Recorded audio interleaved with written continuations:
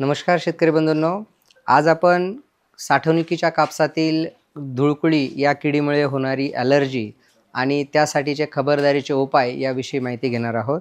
आपल्या सगळ्यांना माहिती आहे की कापूस काढल्यानंतर काही काळ तो घरी साठवला जातो. एकतर घरामध्ये असेल, गोदामामध्ये असेल किंवा मार्केट यार्डच्या परिसरामध्ये असेल.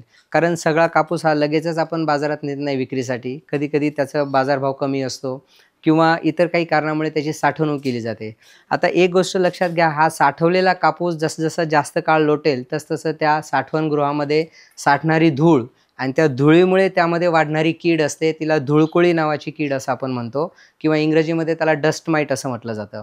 ही कीड इतर किडींपेक्षा वेगळी असते, कारण याच्यामध्ये पायांच्या 4 जोड्या म्हणजे 8 पाय असतात आणि ही कीड अतिशय सूक्ष्म आकाराची असते. ती उघड्या डोळ्यांनी आपल्याला दिसत नाही. परंतु हा कापूस हाताळत असताना जे शेतमजूर असतील किंवा मार्केट यार्डमध्ये ते हा कापूस लोडिंग अनलोडिंग करणारे जे काही कामगार असतील, जिनिंग मिलमध्ये जिनिंग करत असताना हाताळणारे मजूर असतील, या सगळ्यांना हाताळणी करत असताना या धूळकुळीनं चावल्यामुळे त्या ठिकाणी अंगावर पुरळ येणं असेल किंवा मोठमोठ्या फोड्या येणं असेल, खाज सुटणे किंवा त्या ठिकाणी डोळ्यांची जळजळ होणे, अशा प्रकारची लक्षणं आपल्याला त्या ठिकाणी दिसू शकतात.